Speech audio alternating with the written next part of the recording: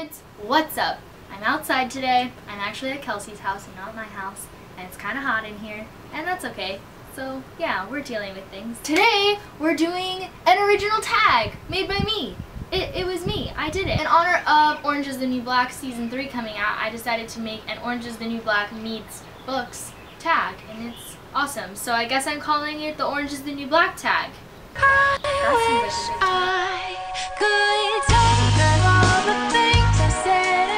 Number 1, Piper. Name a main character who you think is the wrong person in the love triangle. I decided to go with Tally from Pretties, specifically from this book by Scott Westerfield, because in Pretties she changes her mind and falls in love with a different person who is not in the first one, and this upsets me because she was supposed to stay with David. What was she doing? I don't understand. Have you read Uglies? Have you read the series yet? Read it. Number 2, Alex. Name a character who doesn't quite know how to open up about their feelings.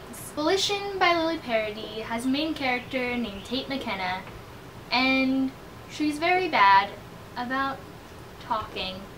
Doesn't know how to do that very well. I have a review of this book, so I will link that down below if you're interested. Really great. Tate McKenna is awesome, but yeah, she definitely kind of gets caught up in her own brain and doesn't usually like to talk about it. Number 3, Crazy Eyes. Name a character who does some not so great things but isn't necessarily an antagonist. The main character from Wicked, Elphaba, who, if you've heard of this book or if you've heard of this musical, because now it's made by Disney, you know that Elphaba is the Wicked Witch of the West in The Wizard of Oz, but in this book it is a retelling, and she's not actually quite as bad as she seems to be in the original story, and she's kind of just not so great but not necessarily evil either, and I like this book a lot. Number 4, Miss Claudette. Name a character who makes a bad first impression but that you grow to love. From Harry Potter and the Prisoner of Azkaban, specifically Sirius Black, because he starts out being a murderer and then you end up really loving him and then he breaks your heart. Number 5, Pornstache. Name a character who you feel needs to be given retribution for their behavior. I'm picking Severus Snape because you know what? No.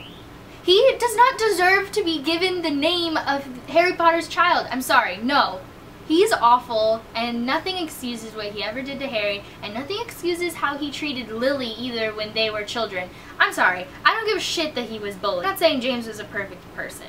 I'm just saying that that doesn't mean that Snape's awfulness gets to be negated. Ugh. Number 6, Sophie, which is Laverne Cox's character. She's the transgender. Name a character who puts out a strong outer exterior when they're dealing with inner turmoil. I'm picking Selena Sardathian from the Throne of Glass series. She is dealing with some deep shit that has happened in her past, and you don't even know about it until later in the story, so I'm not going to give away what it is, but she, you know, is a badass assassin, and she definitely has a strong outer exterior. She just pretends that nothing bugs her, but yet she's dealing with some very deep emotions. Number 7, Nicki, which is the one with the crazy hair, and she's a coke addict, or a heroin addict, or an addict. Name a character who always says what they're thinking. Pat from Silver Linings Playbook.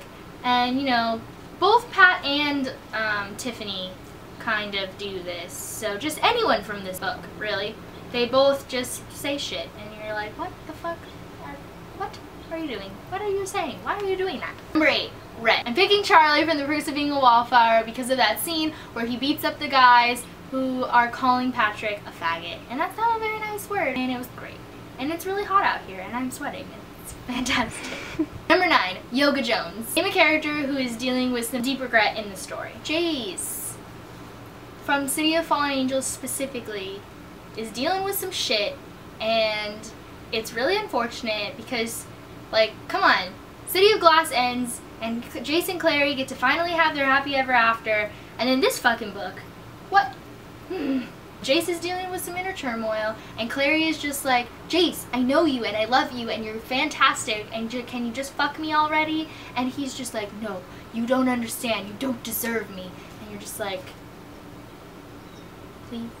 Number 10, Paulie, which is the best friend. Name a character who betrays someone and doesn't seem to give a shit. Fangirl by Rainbow Rowell. I picked Nick from this book. He is the guy that's in her English writing class, the senior level class that she's taking, and he is a dick and basically steals her story for himself. I'm not actually done with this book, so who knows if he gets any retribution to him. That is the end of the tag. I hope you guys enjoyed. Give it a thumbs up if you did. Who am I tagging? I am tagging all of the Bibliothon girls, obviously. I'm gonna tag Katie-tastic, I'm gonna tag Little Book Owl, I'm gonna tag my best friend because she just started a channel, and so she's a little newbie on YouTube, and it's really fantastic, and her name is simply Kelsey Lee. So Kelsey, you're gonna do it. And Samantha's Books, Rocket Reads, Michael Bookline, Bangity Bangs, Molly Likovich / Magical Molly. I guess that's it. If I think of anybody else, they'll be tagged down in the comments. Make sure to hit that subscribe button if you haven't already, and I will see you guys Sunday with a new video because the biannual Bibliothon is starting on Sunday. It's only like 3 days away. That's fantastic. I'm excited. If you're interested in seeing my TBR video, that went up on Tuesday, so I will link that down below. And that's everything. Bye!